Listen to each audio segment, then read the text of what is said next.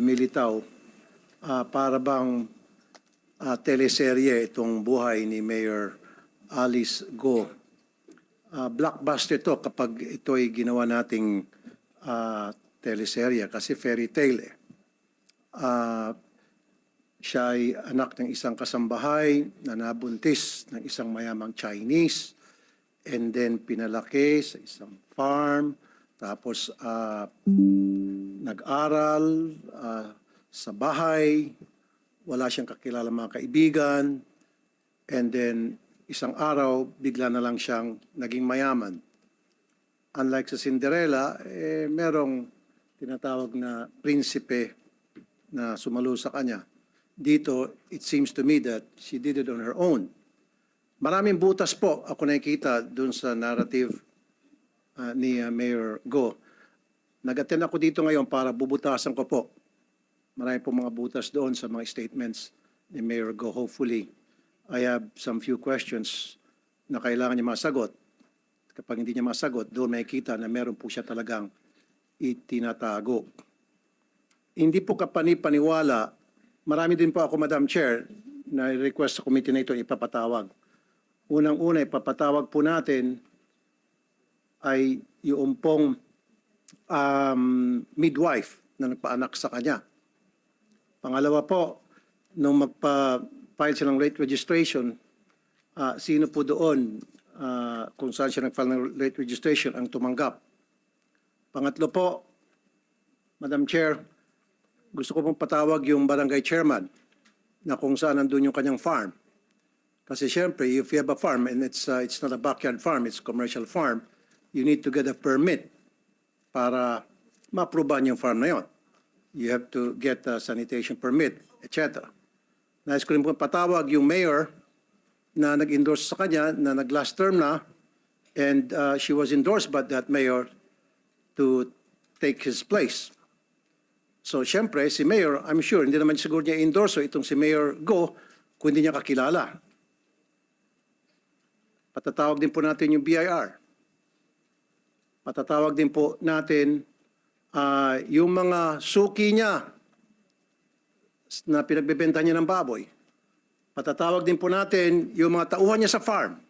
Kasi sabi niya, lumaki siya sa farm and she worked there for so many years or managed the farm for so many years. And of course, hindi naman niya pwede i-manage yung isang commercial farm all by herself. She has to have a lot of people. And who are those people? Hindi naman pwedeng sasabihin niya, hindi ko kilala yung mga taong yon. And of course, dapat marunong siya magkapampangan. Matanong ko lang muna, Mayor Go, marunong ka magkapampangan? Magandang umaga po, Senator Mayor Go. Raffy, Madam Chairman Senwin. Di takla mo po yung aking kapampangan po. Hindi klaro.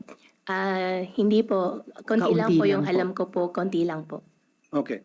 Yun nga yun eh. Matagal ka sa Tarlac at nakahalubilo mo yung mga tauhan mo and all of these people that work under you, of course, they speak Kapampangan. And I'll tell you, I lived in Zamboanga only for 2 years, from kinder to grade 1, and yet, natuto ako magsalita ng Chabacano. And it's unbelievable on your part, and you live in that place up to now, and dealing with people with your staff sa farm mo, at hindi ka natutong magkapampangan, konti lang. Ako, malawak ang Chabacano ko. And I only live in Zamboanga for 2 years. At a very early age. In your case, from start hanggang ngayon, nasa Tarlac ka na ang primary language doon ay Kapampangan, and yet konti lang. That's unbelievable. That's very amusing. Tell it to the Marines, sabi pa nga nila. So mamaya po, Madam Chair, Yes, marami Sen. akong Raffy. katanungan na sigurado kong pagpapawisan itong si Mayor Go. Bigyan po natin siya ng tissue at saka panyo. Maraming salamat po, Madam Chair. Salamat, Sen. Raffy. And at the proper time, bago tayo mag-suspend ng hearing mamaya, iimbita nga ng chair sa ating COMSEC yung mga dagdag na resource persons mula po sa private sector, mula sa local government, sa mga national government agencies din. At pero para dun sa nais itanong mamaya at sa tumanggap ng late registration ni Mayor, we actually have here in the hearing today and can be questioned also later, yung local civil registrar po ng Tarlac. So salamat po sa opening statement. COMSEC, paki-acknowledge yung ating mga resource persons at pasumpain yung mga hindi pa nanumpa nung nakaraan.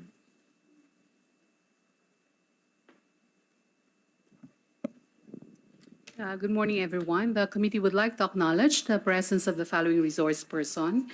From the Presidential Anti-Organized Crime Commission, we have Undersecretary Gilberto Cruz, together with Director Winnie Guedato and Dr. Winston John Casio. From the Department of Labor and Employment, we have Mr. Jerome Lucas, Attorney Margaret Lapid Pule, Attorney Diane Corinne Ramos. From the Department of Foreign Affairs, we have Von Ryan Pangwi. From the Interagency Council Against Trafficking, we have Attorney Hannah Lizette Manalili. From the Philippine Statistic Office Authority, we have Engineer Marisa Grande, Attorney Eliser Ambatali. Then from the Commission on Immigration, we have Attorney Arvin Cesar Santos, Attorney Jose Carlitos Licas, Mr. Peter Demotenis Demetria. Then from the Philippine Amusement and Gaming Corporation, we have Retired General Raul Villanueva, Attorney Jessa Maris Fernandez. Then from the National Bureau of Investigation, we have Agent Marvin Gangano and RD Jerry Abiera. Then from the Philippine National Police, we have Chief Investigation Division Police Colonel Crispin Banes. Then we have Police Major Job Berong. Then from the Philippine National Police, we have Acting Area Police Commander of Northern Luzon, Major General Romeo Carama Jr. Then we have Police Brigadier General Jose Higaldo Jr., the Regional Director. Then we have from the Municipality Ambamban, Province of Tarlac, we have Mayor Alice Guo. Then from the Land Registration Authority, we have Attorney Ronnie Tababa. From the Tarlac Electric Cooperative Incorporation, we have Mr. Jesus Bruno. Then from the Commission on Election, we have Chairperson George Erwin Garcia. From the Clark Development Corporation, we have Vice President Gloria Victoria Yap Taruk and Assistant Vice President Rodin Perez. From the Anti-Money Laundering Council, we have Attorney Adrian Arpon and Attorney Richard Chan. We have the Municipal Assessor of Bamban Tarlac. We have Mr. Mar Antonio Tan. And we have the Civil Registrar, Local Civil Registry of Tarlac. We have Mr. Armin Leonardo Ibarra. Madam Chair, we invited Mr. Walter Wonglong, then the General Manager of Sung Yuan Technology, but he is currently detained at the Provincial Jail of Tarlac under the jurisdiction of the Province of Tarlac, manned by Warden Police Colonel Samuel B. Munoz. The committee wrote a letter requesting Warden Munoz to allow Mr. Walter Wonglong to appear on this committee. We also sent a letter invitation to Mr. Wonglong. Madam Chair, can I read the dispositive portion of the reply of Mr. Please do, COMSEC. Okay. Inasmuch as we would like to bring the subject person deprived of liberty at the above-mentioned hearing, undersigned could not do so due to the absence of a court order. We tried our very best to apply and secure a copy of such, but I'm afraid that we would not obtain it in due time to the due to time constraint. Further, be informed that movement of PDL outside the jail premises requires a court order, as this entails a lot of paperwork to be submitted to the provincial government for the approval. In connection, the undersigned manifests and apologizes for the non-compliance on our part and has no intention to undermine the Senate's inherent power, but also consider the court's contempt if we will break the rules. Rest assured that we will comply if the honorable body will issue same order. The committee staff also went to Tarlac to deliver the invitation to the incorporators of Baofu, Mr. Chang Ruin, Bayong Lin, and Mr. Shang Wan. The invitation were received by the head of the security, Mr. Jimmy Alputan of Fontana, and another incorporator, Ms. Rachel John Malonzo Carrion. The invitation was received by her mother, Ms. Loida Carrion. We also invited the incorporators of Hongshin, Ms. Rowena Gonzalez Evangelista, but the address therein are non-existent. Ms. Rita Itorralde, the corporate secretary of Hongshin, do not live in that address. The invitation for Ms. Joy Castro was received by her nephew Brian Butin, and Ms. Telma Laranan. The president and treasurer of Hongshin do not live in that address. That's all for now, Madam Chair. Thank you, COMSEC. Please extend the committee's appreciation to the warden of the provincial jail where Mr. Walter Wonglong is a person deprived of liberty. Of course, ginagalang naman natin yung pagsunod ng warden sa rules ng korte at yung prosesong dapat daanan muna nila kaugnay ng provincial government of Tarlac. So, in consultation with Senate Legal, the committee will, the chair's asking the assistance of the COMSEC. Alamin po natin paano po tayo makapag-proceed para makuha pa rin yung testimony ni Mr. Walter Wonglong. By the way, bakit sila nakadetain? According to CIDG, there are cases filed against them locally. There are complainants. Right, salamat COMSEC. And then, clarification, nung i-deliver yung invitation sa mga incorporators ng Baofu, ang tumanggap ay head of security ng Fontana? Rest in the articles of incorporation.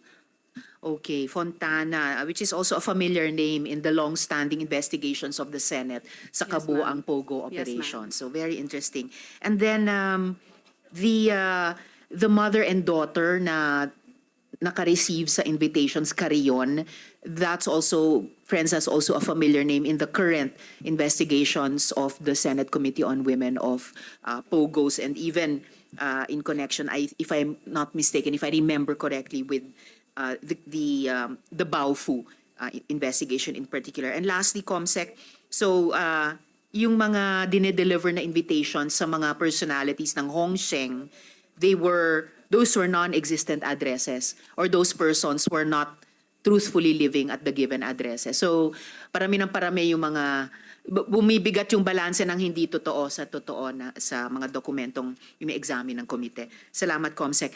Could you please administer the oath sa mga ngayon palang resource persons natin? May I request those who have not taken their oath during the last hearing to please stand up, raise your right hand, and repeat after me. I, please state your name. Do solemnly swear that I will tell the truth, the whole truth, and nothing but the truth for this investigation. Thank you. You may now take your seat. Salamat, COMSEC, at sa lahat ng resource persons. So, yes, Sen. Sherwin. Madam Chair, may I inquire from the committee secretary? I also move to invite several personalities, namely Jonathan Mendoza. He is the supposedly spokesperson for Zone U1. He actually came out in an article by Rappler. May I know the status of that invitation? We actually sent the invitation to him, but we did not receive any reply from them. Okay. And we also invited a person, I don't know if I'm pronouncing this correctly or the spelling is correct, Ji Chu Chan. He is allegedly the bridge between Mayor Alice Go and Hong Sheng. I Your don't Honor, know if that person is even... we were not able to trace the address of that person. Maybe we can request Mayor Alice Go to furnish the committee the whereabouts of that person and also the contact, since apparently she has been liaising with this person. And then you also mentioned that Mr. Walter Wong is currently a PDL. Nakakulong siya. And he was part of the raid that was conducted by PAOK. That's the reason why he is he's detained. Tama po ba, Yusek Gilbert? Can you confirm that? Yusek Cruz, please. Yes, Madam Chair. Right. Thank you, Madam Chair. Thank you, Sen. Sherwin. And at the proper time, the chair would accept a motion from the good senator with regards how we can secure the participation of Mr. Mendoza in the hearings, if the good senator desires. And ito nga po, during the hearing, maitatanong din natin, kasama ng maraming tanong, no, kay Mayor Alice Guo, yung whereabouts ni Mr. G. Shu Chan. So, if we can begin continuing questions kay Mayor Alice. Mayor, napakinggan namin yung inyong interview kay Ms. Karen Davila. But I have to ask some of the questions again because it is important that you answer them, Mayor, under oath. Sa sarili nyo nga pong salita, private life ninyo ang mga tinatalakay dito, pero sana rin po naintindihan ninyong hindi maritesan ang pakay ng Senado. May Pogo mega complex sa likuran ninyo at nabigo kayong gampanan ang tungkuling bantayan ang bayan ninyo bilang opisyal ng ating gobyerno. Sa halip, napakalalang mga krimen at kung ano-anong kababalaghan ang nangyari dyan at maraming indikasyon na ang rason kung bakit tayo nakarating sa puntong ito ay kayo. Trabaho po naming alamin ang ugat ng ganitong kasahol at organisadong kriminalidad. Trabaho po naming ilabas ang katotohanan dito. And as a fellow public servant, inaasahan kong sang-ayon kayo dito. Ayon po sa inyong interview, hindi ka lumaki sa nanay mo. Nung nakaraang hearing, sinabi nyo po, at verbatim ito, quote, ang nanay ko po si Amelia Leal, close quote. And we flashed this video earlier. Sa TV interview, nung tinanong ka ano ang pangalan ng nanay mo, ang sagot nyo po, quote, nakita ko po doon sa birth certificate ko po yung pangalan po ng aking ina, close quote. Tama po ito? Ano po? Madam Chairman, opo. Okay. At nakita mo lang ang birth certificate mo noong 2005 dahil ito ang taon ng iyong birth registration, correct? Madam Chairman, unang-una po, hingi po ako ng pasensya po sa inyo nang hindi po ako nakasagot po nung nakaraan po ng hearing. Sorry po kay Sen Win din po. Medyo natakot po ako nung nakaraan kasi hindi po ako sanay na marami pong tao, marami pong cameras. Pasensya na po. Opo, nung 2005 po, when I was 19 years old po, hinanap ko po yung birth certificate po sa tatay ko po kasi kukuha po ako ng mga lisensya at passports po. Hiningi ko po sa kanya. Alright. Sa makatuwid, yung sinasabi mo ay ang pangalan sa birth certificate ay ang iyong birth mother, correct? Yung birth mother na kasambahay na iniwan ka di umano matapos ka iluwal. Madam Chairman, opo. Yung biological mother ko po. Alright, yung biological mother nyo. Mayor Alice, I actually have a copy of your birth certificate at mayroong pangalan dito. Ang pangalan ay Amelia Leal. Ito po ba yung iyong totoong ina? Your Honor, yung ina ko po, hindi ko po siya nakasama po akong lumaki. Kaya kung ano po yung sinabi po sa akin ng tatay ko po, siya po yung biological ko pong mother. So, yung biological mother nyo ba, itong si Amelia Leal na nasa birth certificate nyo?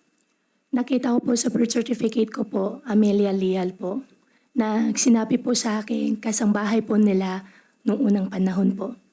Teka po, so si Amelia Leal ay yung kasambahay? Amelia Lial po, siya po yung biological mother ko po. At siya po yung kasambahay po nila tatay ko po. Okay, so yung biological mother nyo ay itong si Amelia Lial na nasa birth certificate nyo at siya yung kasambahay ni na tatay mo dati. All right. At this point, friends, may I also put on record that the information here is information about an individual who is an officer of a government institution relating to her position, considering that citizenship is a requirement of public office and the position of mayor and is therefore a recognized exception to the Data Privacy Act. Sinabi niyo po, Mayor, na nalaman mo lang ang pangalan ng tunay mong ina nung nakita mo ang birth certificate. So sinasabi niyo, ang tunay niyong ina ay itong si Amelia Leal. Your Honor, opo. Biological mother ko po. Biological mother at kasambahay noon ni tatay niyo. Opo. Sabi po niya sa akin. Sabi po ni tatay niyo sa inyo. Mayor, sabi niyo po na kayo lang ang anak ng nanay at tatay niyo. Tama po ba? Your Honor, lumaki po ako sa farm. Lumaki po ako na ako po mag-isa. Yung tatay ko po, meron po siya ibang partner. Hindi ko na po alam, Your Honor. May ibang partner si tatay niyo, pero kayo lang ang anak ng tatay at nanay niyo. Your Honor, yan po ang understanding ko po. Yan ang understanding niyo. So presumably, kung may mga kapatid ka, sila'y half-siblings at iba ang nanay nila. At ang nanay nila ang legal wife ng tatay mo? Ang tatay ko po, meron pong 3 kasama. At yung sa 3 kasama, may mga anak si tatay nyo. So half-siblings nyo. Opo, Your Honor. So, yung isa sa 3, ang legal wife ni tatay nyo. Your Honor, ay tingin ko po, kasi hindi ko po sila kasama po lumaki. So pero ang sinasabi nyo, hindi si Amelia Leal ang legal wife ni tatay nyo. Pero siya ay nanay nyo at siya ay kasambahay ni tatay nyo dati. Yes po, Your Honor. Okay, ito pong problema ko, Mayor. I also have copies of the birth certificates of Sheila Lialgo and CMN Lialgo. Okay. I note that the information contained in these documents is necessary to present in these hearings for the Senate to properly carry out its authority and CMN Lialgo. Okay.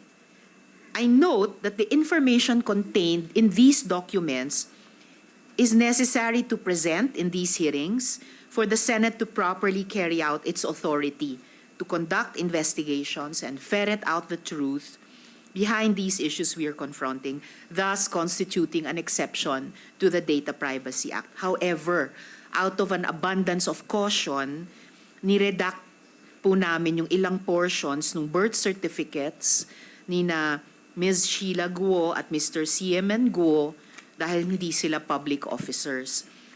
Ngayon, sa mga dokumentong ito, pare-pareho kayo ng nanay nyo ay si Amelia Lial at ang ama ninyo ay si Angelito Guo.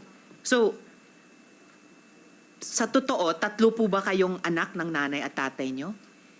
Your Honor, hindi po ako yung nag-prepare po ng birth certificate po nila. Kaya wala po akong idea po. Natanong ko rin po sa tatay ko po, after po nung last Senate hearing po, tinanong ko po sa kanya kung kapatid ko po ba yung dalawa. And he said yes po. Alright, so kinonfirm ni tatay nyo na sina Ms. Sheila Leal Guo at Mr. CMN Leal Guo ay mga kapatid nyo. Yes po, Your Honor. At kinonfirm nila na mga kapatid nyo sila. Kinonfirm po sa akin ng tatay ko po. Naitanong ko po sa kanya. Alright. So, base pa rin sa mga dokumentong ito, una yung birth certificate nyo at ngayon yung birth certificate nung dalawang kinonfirm ni tatay nyo na kapatid nyo, paano po yung iniwan ka ng nanay mo nung pinanganak ka ng 1986, Pero siya pa din ang nanay ng kapatid mong si Siamen na pinanganak naman noong 1988. Your Honor, hindi ko po nakita yung birth certificate po nila at hindi rin po ako yung nag-prepare po. Wala po akong idea po dun sa birth certificate po nila. Madam Chair, pwede makasingit? Yes, Sen. Rafi. Kasi during the last hearing, she did mention na siya po ay a love child, right? Okay? Pero alam mo ba na kasal yung father mo at saka mother mo? Naitanong ko rin po sa kanya, sabi po niya sa akin, hindi po sila kasal. Bakit nakalagay sa birth certificate na kasal? Married October 14, 1982, Angelito Go and Amelia Lial. Senwin, wala pa akong idea po dun sa birth certificate ko po na hindi po ako yung nag-prepare po ng birth certificate ko po. You did not prepare the birth certificate. Okay, andun na tayo. Pero at least you should have asked your father na bakit ganito. Sabi mo, kasambahay siya. Eh kung kasambahay siya, eh bakit kasal kayo? Bago ka pinanganak, kasal na sila. And then lumilitaw sa birth certificate, kasal din siya. Iba-iba yung date ng kasal ng father mo dito sa mother, supposedly mother mo. So parang twice kinasal yung mother mo dito kay Amelia. Hindi mo ba tinanong sa papa mo yung discrepancy? I would have asked it, especially ikaw, mayora ka na. You didn't ask that. Your Honor, hindi po kasi namin pinag-uusapan po sa bahay regarding... I don't think Opo. so. I don't think so. You bilang nasa public service na holding a higher office at LGU, you would have been curious. Di ba? Kasi sabi mo, sooner or later, ito'y mauungkat, ito'y tatanungin sa akin.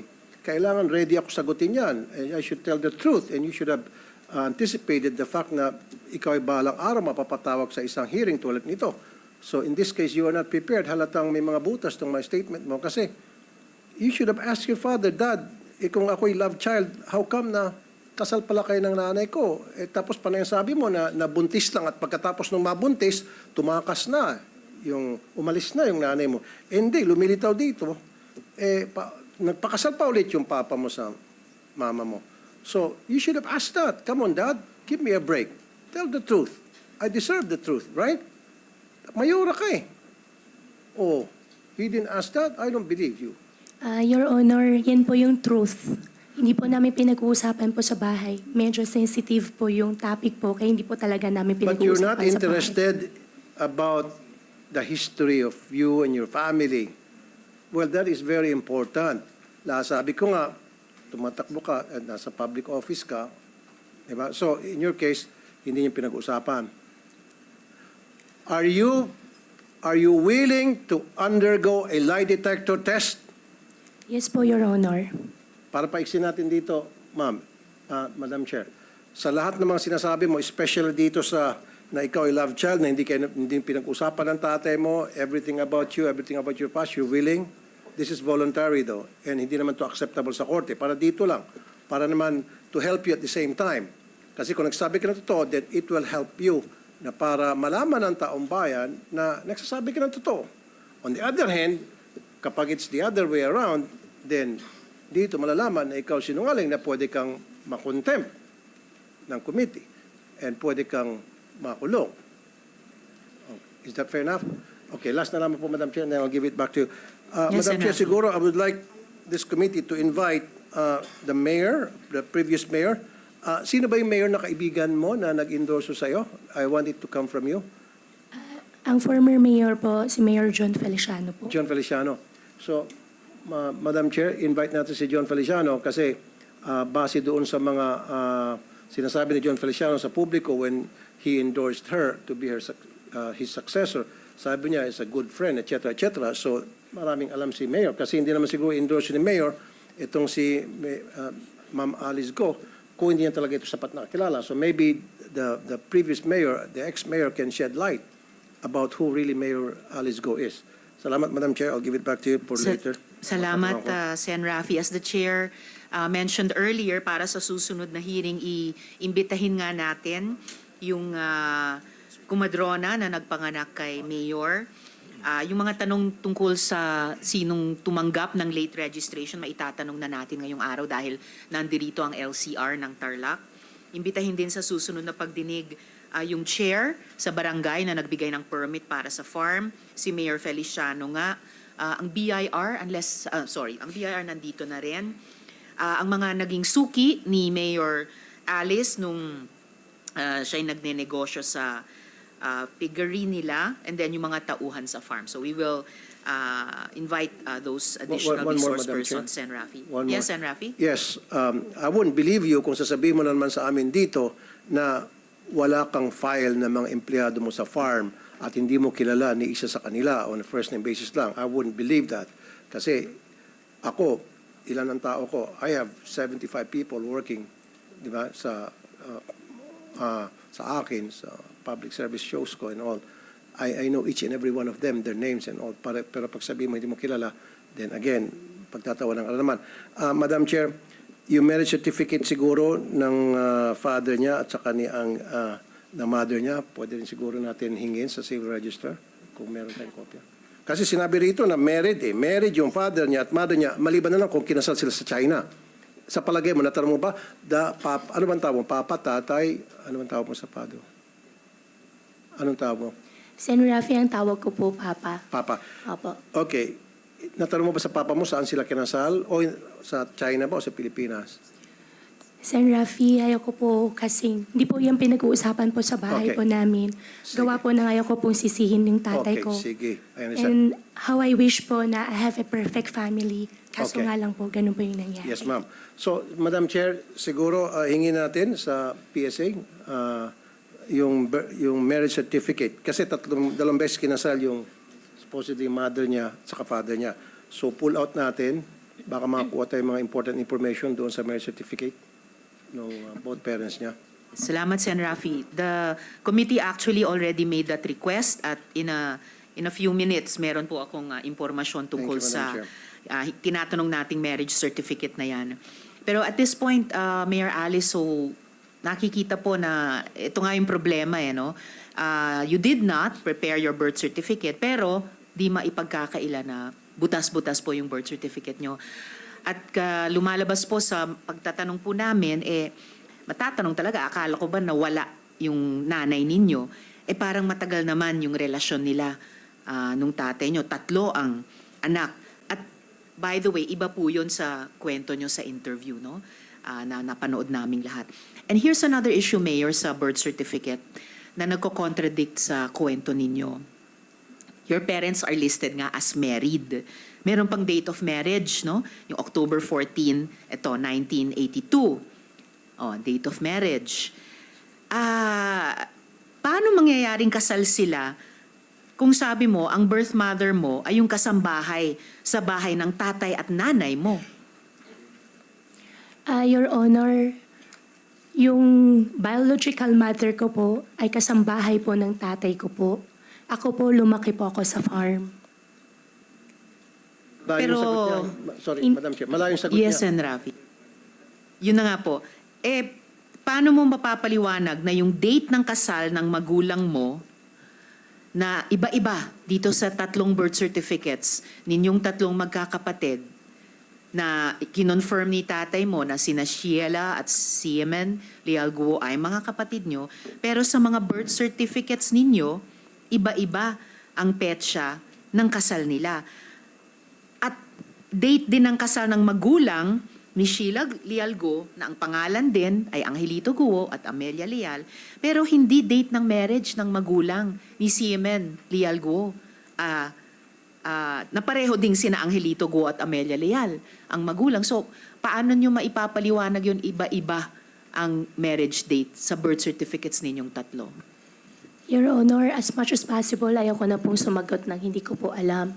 Pero hindi ko po talaga alam at hindi po ako yung nag-prepare po nung birth certificate ko po. Madam Chair, pwede makasingit ulit. Alright, Sen. Rafi?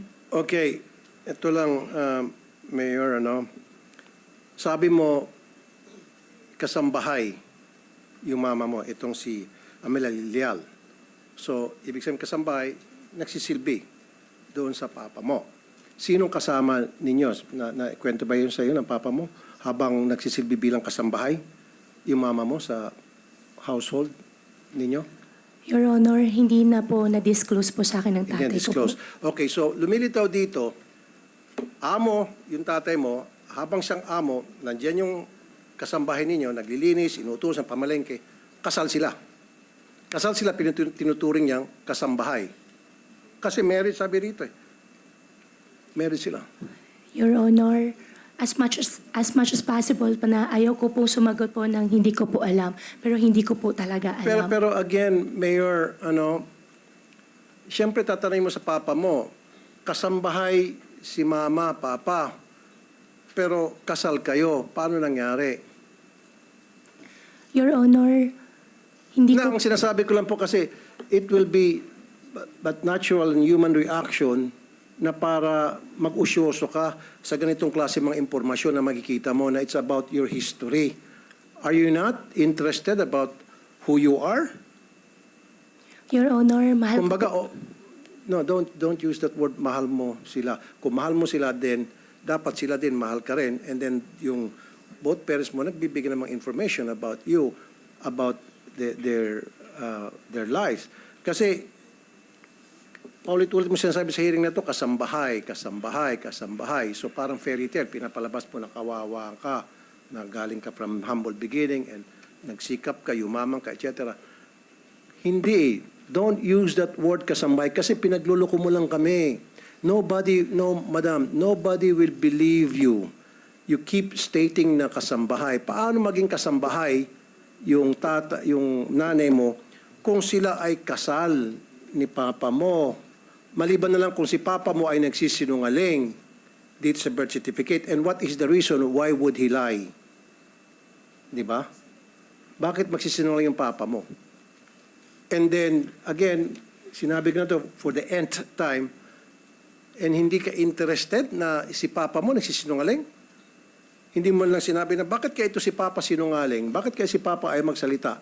Siyempre, usyusohin mo yan. Papa, sinasabi mo, kasambahay si mama. O pero, kasal pala kayo ni mama. Papa, 2 beses kayo kinasal ni papa. Ay, papa, 2 beses kayo kinasal ni mama. Bakit?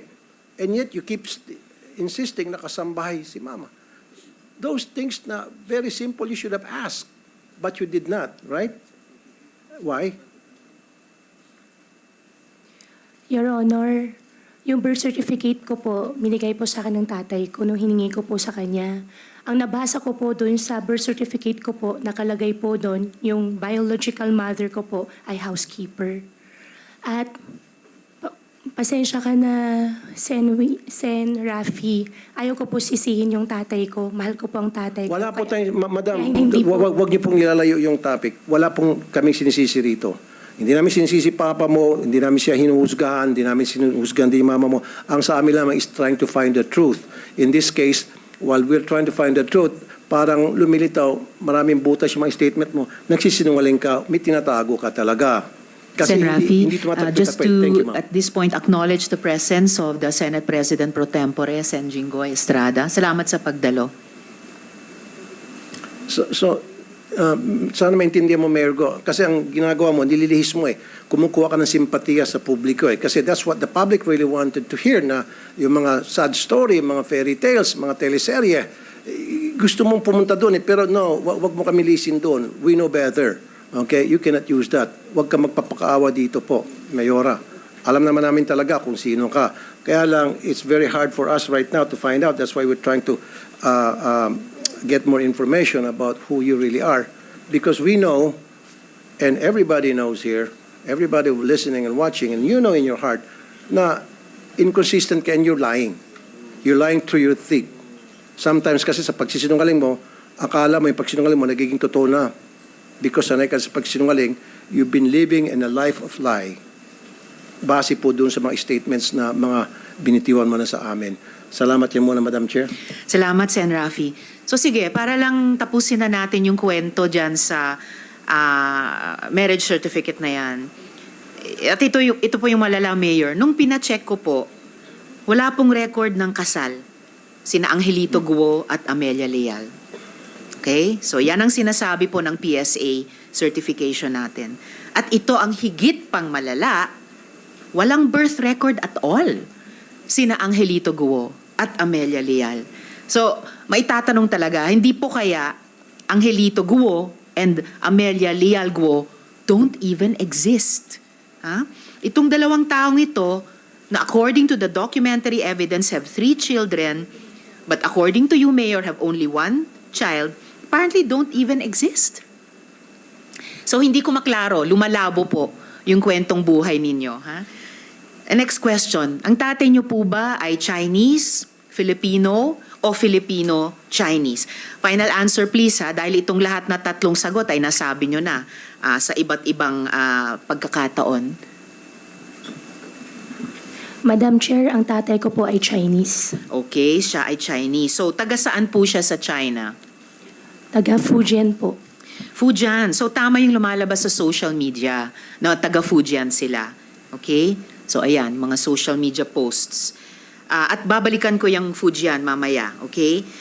Kung siya ay Chinese, yung tatay nyo, bakit kaya ang sabi sa birth certificate mo na ang tatay mong si Angelito Guo ay Filipino? Bakit ganun? Your Honor, yung Angelito po, yan po yung Filipino name po ng tatay ko. Pero yung citizenship po yung tinatanong ko, Mayor. I had this check po eh. And the Chinese national cannot have 2 citizenships. Yes. Wala po silang dual citizenship. Why would you say he's a Chinese national with a Chinese passport? Pero ang nakalagay sa birth certificate mo ay Pilipino siya. So, naiintindihan mo ba kung bakit ang gulo-gulo po ng kwentong buhay nyo tungkol sa pamilya nyo? So, bakit? Your Honor, yung tatay ko po ay Chinese passport holder. At siguro po, Your Honor, maganda rin po na i-check din po natin dun sa birth certificate ko po kung ano po yung mga naka-attach po na documents po sa kanila. Walang problema sa pag-check sa attachments at itatanong din po namin yan mamaya. Pero ang tinatanong ko po, bakit siya ay Chinese national with a Chinese passport at dahil wala silang dual citizenship, hindi siya pwedeng simultaneously Filipino citizen. Pero ang citizenship niya, pangalang Angelito Guo sa inyong birth certificate ay Filipino siya. So bakit contradictory? Kung baga yung isa ay totoo pero yung isa ay kasinungalingan. Bakit po ganyan? Your Honor, ayaw ko po magsinungaling. Ang tatay ko po ay Chinese at hindi po ako yung nag-prepare po ng birth certificate ko po. Okay, so babalikan po natin talaga yung misteryosong birth certificate na yan. Na bagamat hindi kayo ang naghanda, pero nung umabot na po kayo sa age of reason, sa legal age, lalo na naging local government official pa kayo, eh dapat talaga naiklaro, matagal na. And Mayor, I am sorry, but even your revised story, no, yung napanood po naming lahat sa media, sa balita, parang hindi rin po totoo. Your birth certificate is riddled with holes. And if your birth certificate is the basis of your citizenship, so pati po yung citizenship nyo ay riddled with holes. Kung Chinese ang tatay ninyo, based on your own self-declaration. Well, sa ilalim ng 1973 Constitution, na yan ang umiiral na konstitusyon nung taon ng inyong pagkapanganak, 1986, kailangan Pinoy si nanay nyo para maging Pilipino rin kayo. Pero itong Amelia Leal, whoever she is, kasambahay ba o nanay ninyong tatlo, is a person with no birth record. So, how can you derive citizenship from a woman whose very existence is questionable? Yun. Paano ba namin paniniwalaan, Mayor, kung saan galing yung inyong identity at citizenship? Kung ganito pong kagulo at non-existent pa nga yung ibang mga documentation sa inyo. Your Honor, lumaki po ako, nadala-dala ko po. Nung 2005 po, minigay po sa akin yung birth certificate ko po. Alam ko po ako ay po isang Filipino. Lumaki din po ako na Filipino po ako, nadala-dala ko po. Nung 2005 po, minigay po sa akin yung birth certificate ko po. Alam ko po ako ay po isang Filipino. Lumaki din po ako na alam ko po ako ay isang Filipino po. Well, kung sinasabi niyong lumaki kayo, alam niyong Pilipino kayo, kailangan backed up yan ng documentation. Bilang government official, alam nyo yan. At kapag kumukontra sa isa't isa ang mga dokumento or non-existent yung mga importanteng dokumento, nagiging kaduda-duda yung sinasabi nyong mga identity at citizenship. At earlier, no, kung sinasabi nyo na hindi kayo sinungaling, kung hindi kayo ang sinungaling, ibig sabihin yung tatay nyo ang nagsinungaling. Nagsinungaling siya sa birth certificate nyo at itatanong po namin yan mamaya. Ngayon, Mayor, sabi nyo, hindi nyo po kilala yung mga kapatid nyo. Actually, to be exact, sabi nyo, di kayo sigurado kung sila ay mga kamag-anak nyo. Do you still maintain this, Mayor? Your Honor, pakiulit po. Sabi nyo kasi sa akin noon, nung pinakita ko yung mga dokumento na nandun yung mga pangalan ni na Sheila L. Guo at Siemen L. Guo at isa pang dokumento na Sheila Leal Guo at Siemen Leal Guo, at tinanong ko sa inyo kung mga kapatid nyo sila, ang sabi nyo sa akin, hindi nyo sigurado kung kamag-anak nyo sila. Yan pa rin ba ang sinasabi nyo sa amin? After po ng Senate hearing po, Your Honor, nag-confirm po ako sa tatay ko, kapatid ko daw po sila. Kapatid nyo sila. Talagang kapatid nyo sila. At hindi lang po dahil sa birth certificate. Mamaya ipapakita po natin yan. So, ito na po. Ito pong lahat ng mga kumpanya ay magkakasama kayo ni na Sheila Guo at Siemen Guo. Ayan. Hindi po kaunti. Lahat. Kayong tatlo ay magkakasama. Tapos, ito naman po, ang mga travel records ninyong dalawa ni Sheila Leal Guo, showing you traveled at least 3 times together. Travel buddies kayo ni Sheila Guo. At wala namang masamang mag-travel kasama ng kapatid. I would enjoy that also. Pero why would you lie about something like this? Bakit po kailangan magsinungaling sa bagay na napakadali namang pong i-check? Your Honor, nakaraan po na Senate hearing. Kaya po, lahat na lang po naging sagot ko po is I don't know, hindi ko po alam. Dahil ayaw ko po madamay pa po ang ibang tao. Kaya lahat po na natanong niyo po sa akin, puro naging I don't know po ang sagot ko po. Dahil ayaw ko po madamay po sila at pribadong tao po yung mga ibang tao po na babanggit, ayaw ko po sila madamay po dito. Ayaw nyo silang madamay, pero napakadali naman naming i-check. Kasi of public record, itong mga public documents na ito, actually lalo silang nadadamay sa inyong pag-iwas, sumagot, or pagbigay ng sagot na hindi pala totoo, kundi mga kasinungalingan. Okay, Mayor, dako na po tayo sa Baofu.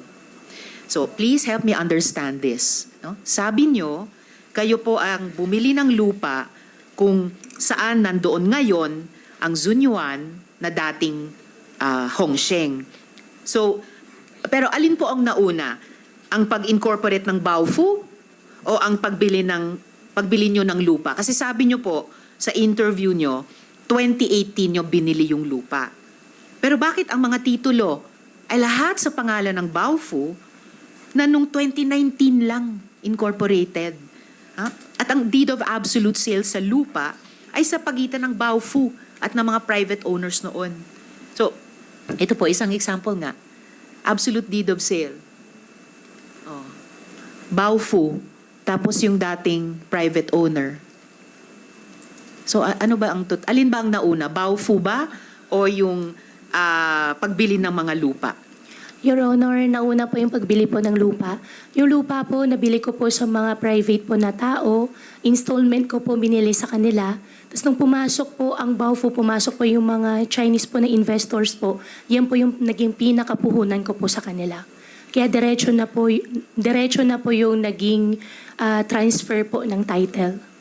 So, ngayon, sinasabi nyo na unang ma-incorporate ang Baofu, sumunod yung pagbili nila ng lupa. Hindi po, Your Honor. Alin ang Nauna po yung nauna? lupa po. Kasi nabili ko po yung lupa po na installment. Kailan nyo binili yung lupa? 2018.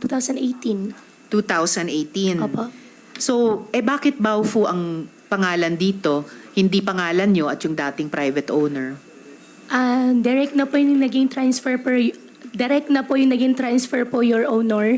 Hindi po siya deed of sale, deed of, ano tawag doon? Contract to sell po. Ang naging kontrata po namin doon sa private owner po. Okay, and in fact, may kopya nga kami ng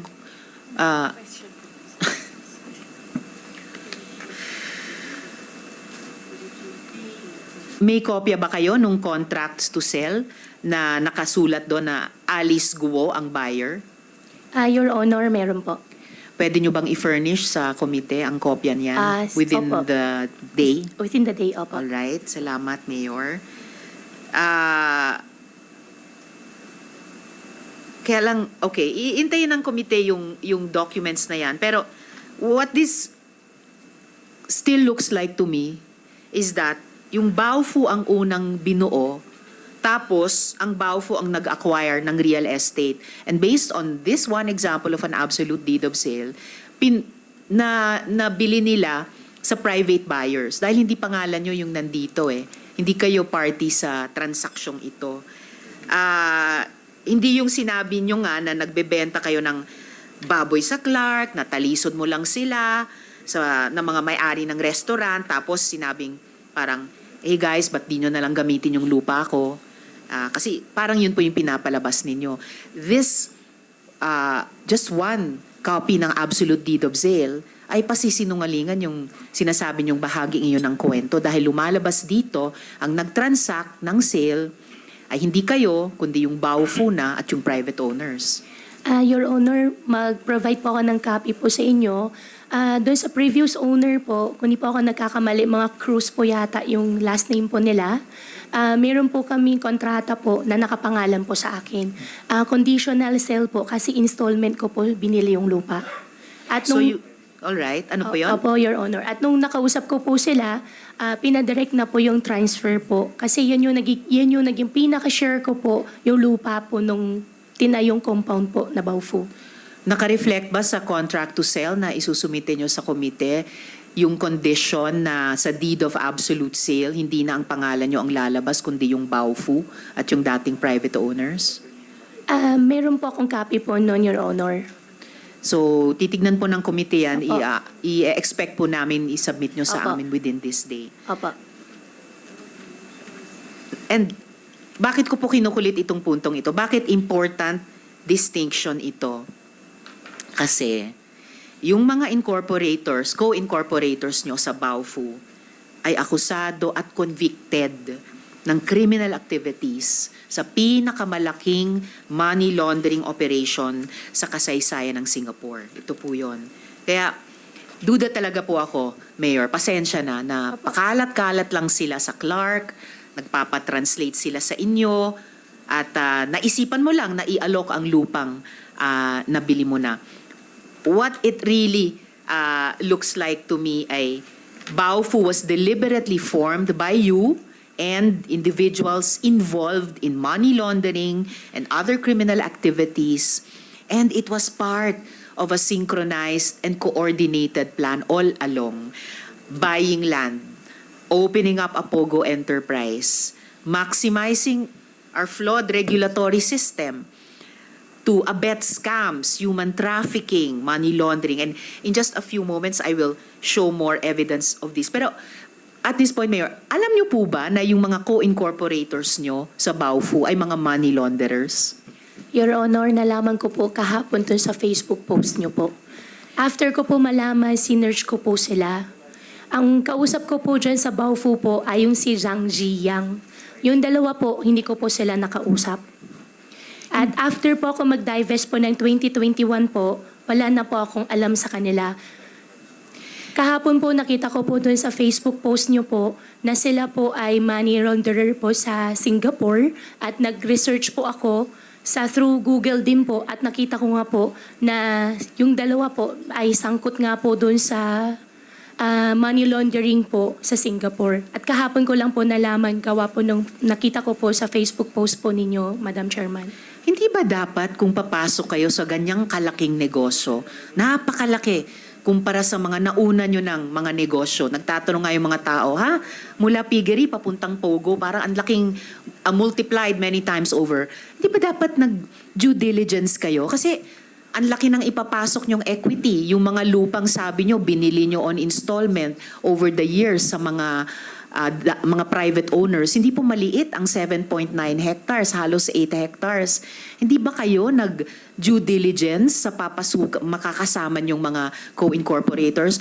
Sorry mama, hindi ako negosyante, pero alam ko mga negosyante, hindi umaalam lang sa pagkakatao ng mga co-incorporators nila. After matanong sila sa isang Senate hearing sa Facebook, due diligence dapat, di ba? Sa mga dokumento, sa mga government agencies natin. Your Honor, bago po nangyari po yun, ang kausap ko lang po dyan, si Huang Jiyang. Siya lang po yung kausap ko po. At ang katwiran ko po that time, since akin naman po yung lupa, majority po na sa akin, wala po mawawala po sa akin. At nung huli na lang po, naging pogo po yan. Nung una, primarily po, ang usapan po na project po ay housing. Yun po yung unang pinag-usapan po namin ni Huang Jiyang. Si Huang Jiyang po, nakilala ko po siya sa Clark na marami po siyang restaurants at binibentahan ko po siya ng baboy. At okay naman po yung naging transactions po namin. Mabait naman po siya. At in-offer ko po sa kanya na tayuan po yung lupa ko po sa Bamban. Well, medyo, okay. Inuulit nyo yung ilang mga detalye dahil gusto nyo ngang maintindihan namin sa ganyang perspective yung kwento. But lalo lang dumadami po yung things that don't add up. Balikan ko lang po yung sabi nyo kanina, kinonfirm nyo taga Fujian, si father ninyo. Alam nyo po ba na ang kasama nyo sa Baofu ay mga taga Fujian din? In fact, ang tawag sa kanila ay Fujian Gang. At kayo ba ay kasama din sa Fujian Gang na yan? Hindi po, Your Honor. Pero alam po ba ninyo na taga Fujian sila? Hindi ko po alam taga Fujian sila. Ang alam ko po si Huang Jiyang, hindi po taga Fujian taga somewhere malapit po sa Xiamen pero hindi po Fujian. Si Huang Jiyang. Mayor, kahit hindi pa kayong mayor noon, pero again, Opo. sobrang malaking pagkukulang sa due diligence. Hindi nyo alam taga saan yung mga co-incorporators ninyo. Sapat na sa inyo na si Huang Jiyang, alam ninyo ay taga Xiamen. Hindi nyo alam na kung saan, taga saan yung ibang mga co-incorporators ninyo. Yung dalawang co-incorporator po, Your Honor, ang nagdala po sa kanila si Huang Jiyang. Well, okay. Sabi nyo si Huang Jiyang lang ang kausap nyo. Pero si Huang Jiyang, di ba fugitive din siya? Matanong lang sa PAOK. Yusek Cruz, will it be you to answer? Ang tanong ko po kay Mayor ay, di ba, yung nag-iisang co-incorporator nila sa Baofu na kilala nila ang pagkatao, Huang Jiyang, di ba fugitive din siya? Yes, ma'am. Yes. Actually, ma'am, subject po ito ng manhunt natin. Right. And this is the person who has 3 passports na pinakita po namin nung nakaraan. Okay, so sorry Mayor, no? Bukod sa ibang co-incorporators nyo sa Baofu na hindi kayo nag-due diligence, alamin ang background nila. Kumbaga, hindi most innocent si Huang Ziyang kasi sila ay subject pala ng manhunt at may passport holder ng 3 bansa. Sino namang honest broker ay may hindi lamang 1 o 2 passport pero 3 pa? Your Honor, nalaman ko po na meron po siyang 3 or 4 na passport po doon sa last Senate hearing. Nakikita ko naman po siya, labas-pasok naman po siya ng Pilipinas. In fact po, pag pumupunta po ng ibang bansa, may pasalubong pa nga siya sa akin minsan. Kaya wala po akong idea po na siya po ay isang fugitive. So again, Mayor, no, lumalabas, wala kayong alam sa kahit sino sa co-incorporators nyo sa Baofu. Ewan ko lang sinong negosyante ay papasok sa napakalaking kaperahang negosyo na walang alam sa background ng ipagkakatiwala na mga lupa, pangalan kahit bilang private person noon at umabot nga sa ngayon na mayor na kayo. At sabi nyo rin, Mayor, sabi nyo din na wala kayong business interests sa Zunyuan. Do you stand by that statement? Yes po, Your Honor. Your Honor, clarify ko lang po. Nung magkasama po kami sa Baofu po, hindi ko po talaga alam siya po ay isang fugitive. Nakilala ko po siya sa Clark, pero hindi ko po alam siya po ay isang fugitive. Labas-pasok naman po siya ng bansa, nakakakwentuhan, nakakausap naman po.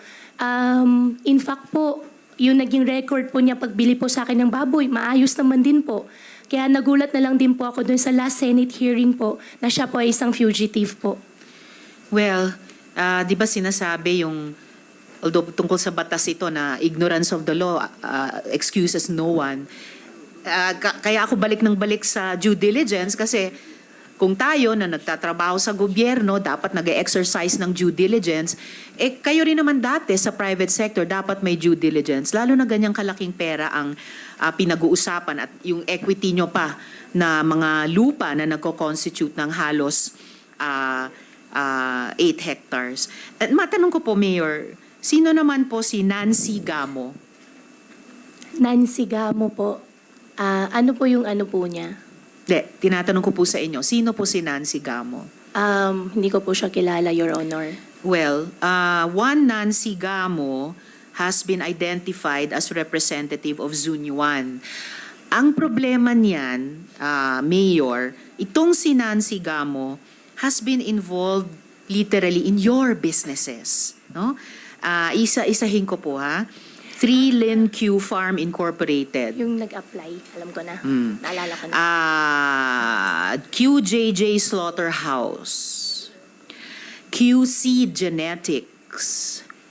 Pati itong Siopaw Bulilit. QJJ Smelting Plant. No, by the way, 2012 pa. So mula siopaw hanggang smelting. And you know what's most troubling about this, Mayor? It's not only that, I'm sorry, you lied.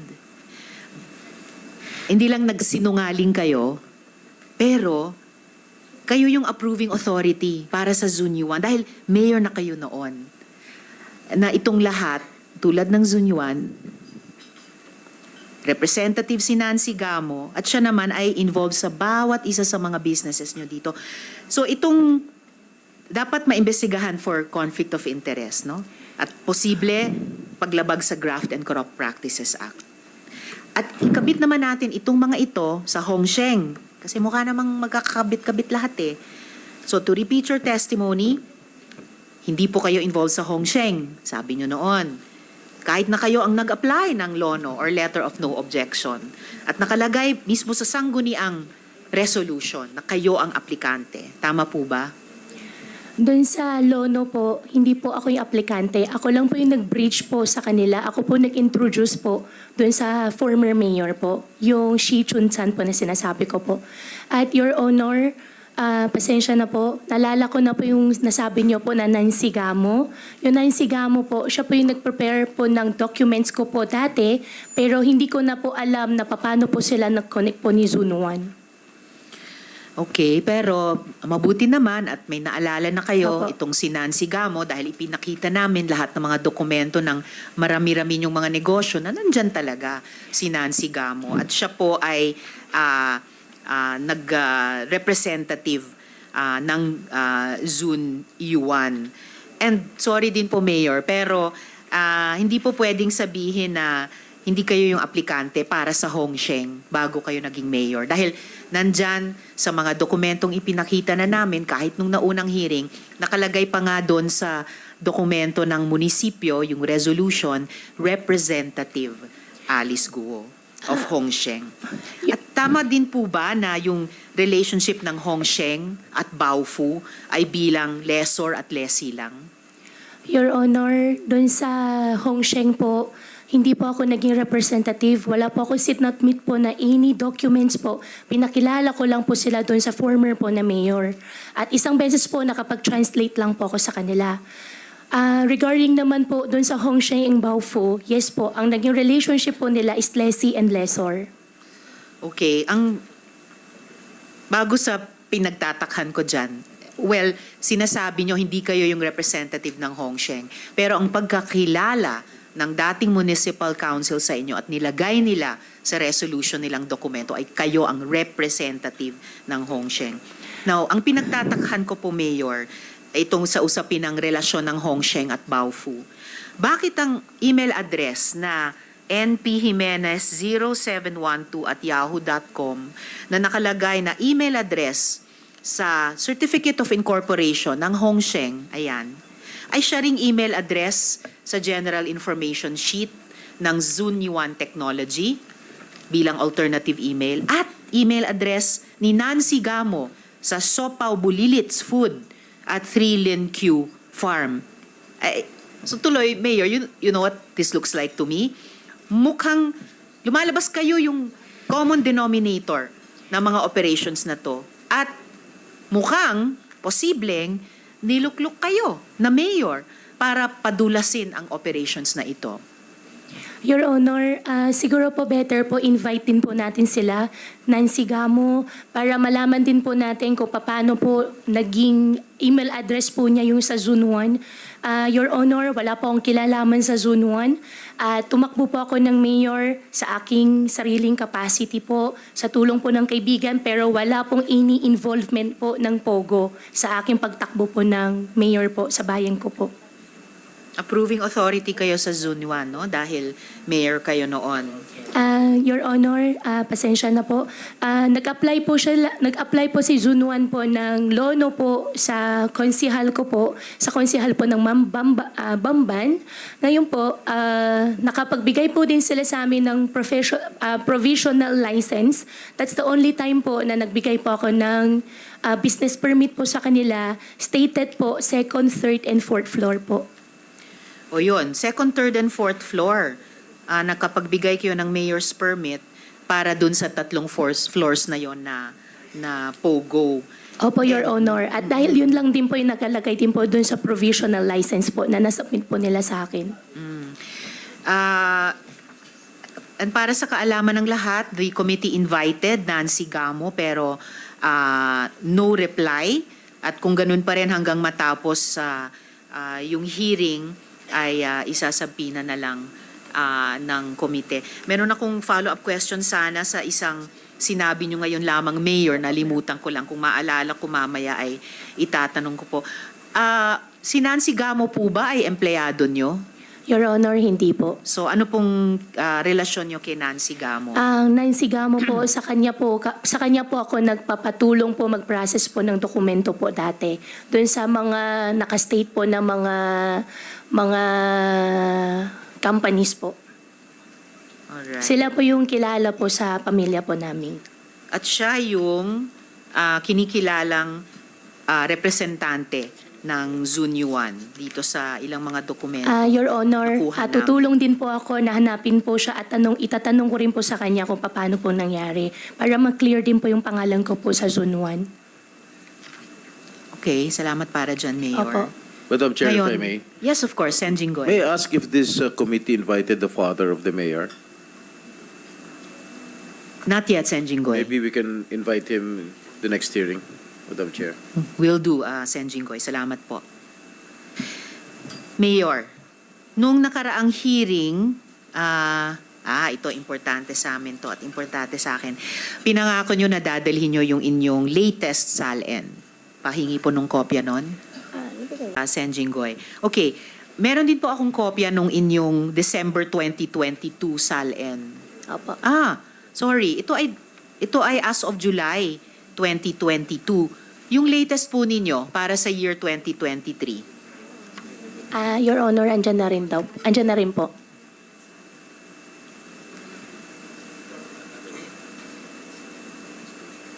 Madam Chair, pwede makasingit? Yes, just before the chair recognizes Sen. Rafi, ang hawak ko ngayon ay 2 kopya nung SALN as of July 1, 2022. Yung pong SALN 2023, Mayor, na pinangako nyo na dadalhin nyo. Pahingi na po ng kopya. Your Honor, andyan po yung copy po. Nasaan? Part po na compliance po. Naka-attach daw po. Comsec?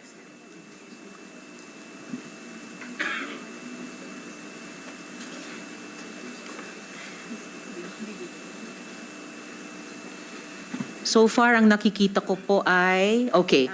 Alright, so meron na tayong SALN as of December 31, 2023. Okay, salamat Mayor. And I also have a copy of your December, sorry, not your December 2022, but your July 2022 SALN. And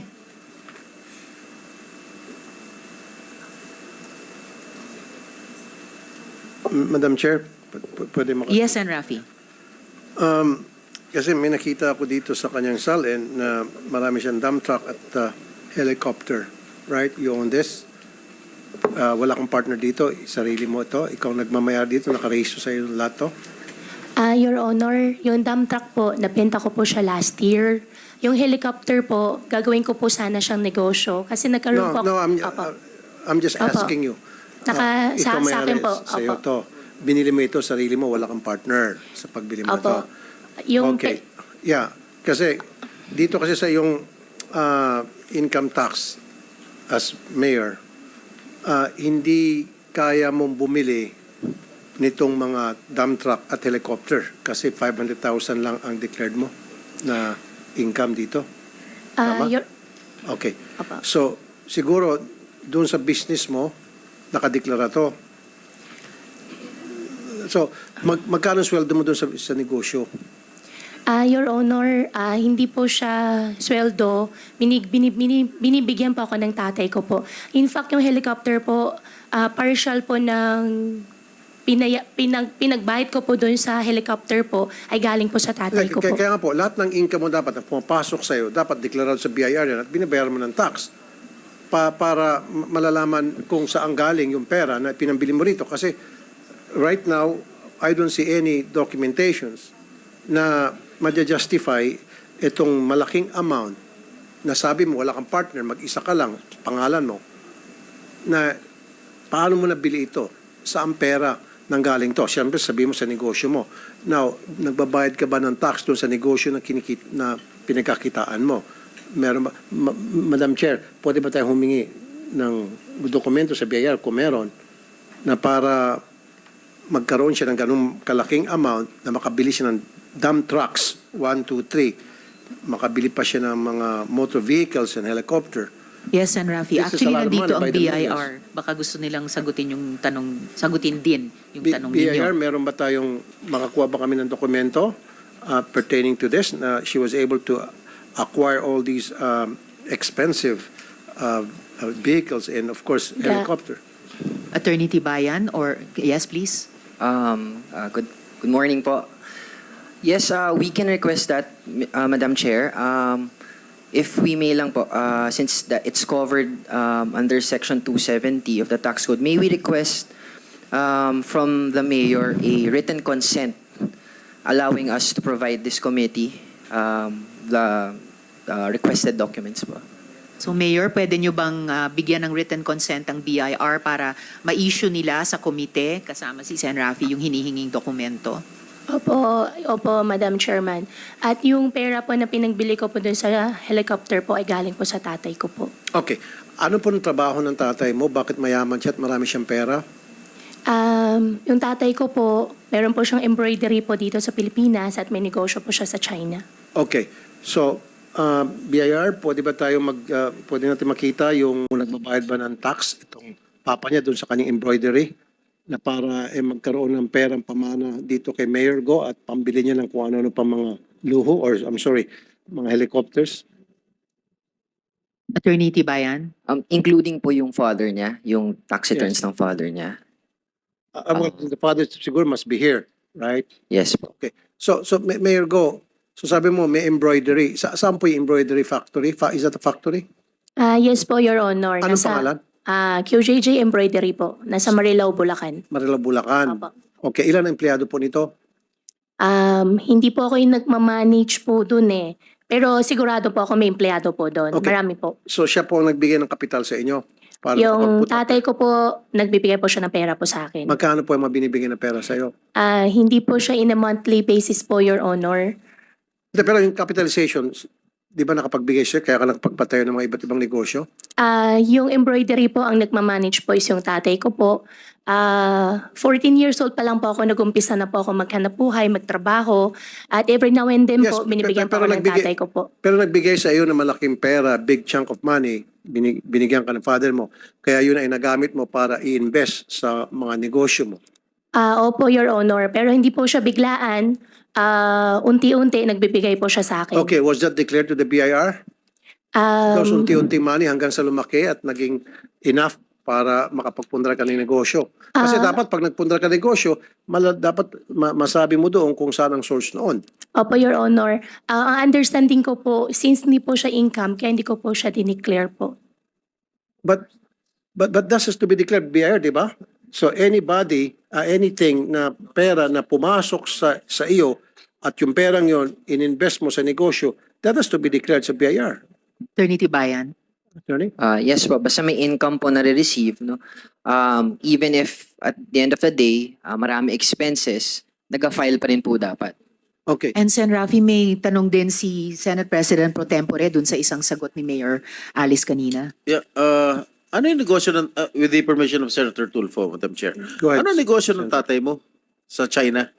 Fabrics po. Ano po? Fabrics, tela. Fabrics. Opo, may Magkano embroidery din kinikita po. niya? Your Honor, hindi na po niya natidisclose po sa akin. Okay, magkano binibigay sa'yo ng tatay mo? Sino mo Ah, nagbibigay ang tatay mo sa'yo? Opo, nagbibigay po siya sa akin. Umpisa po, 14 years old po ako. Every now and then po, nagbibigay po siya sa akin Magkano ng pera. binibigay sa'yo? Minsan po, 500,000, minsan 1,000,000, minsan 2,000,000. Gaano kadalas Depende yung po. 500,000? Gaano kadalas yung sa million?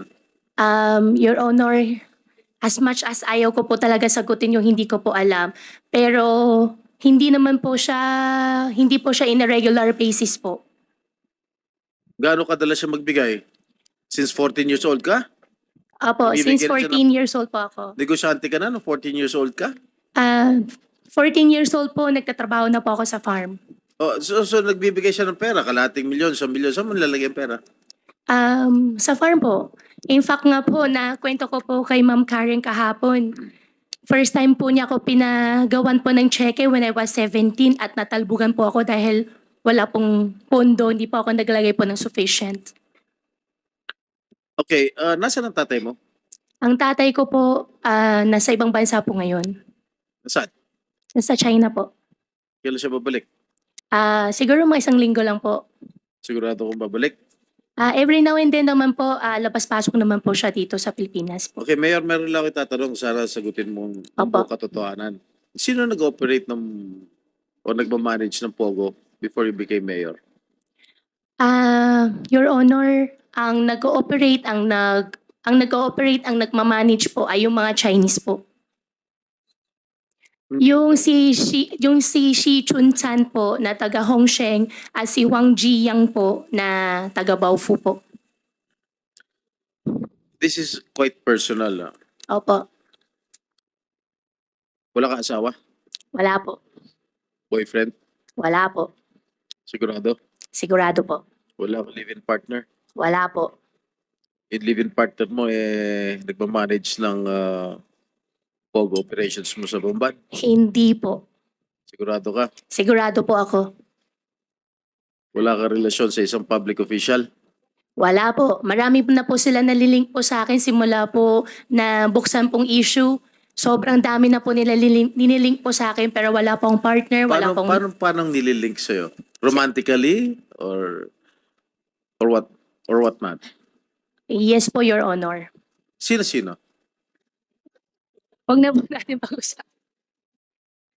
No, because this is not a laughing matter because I have received a very reliable information that you have a live-in partner that manages the Pogo operations in your town.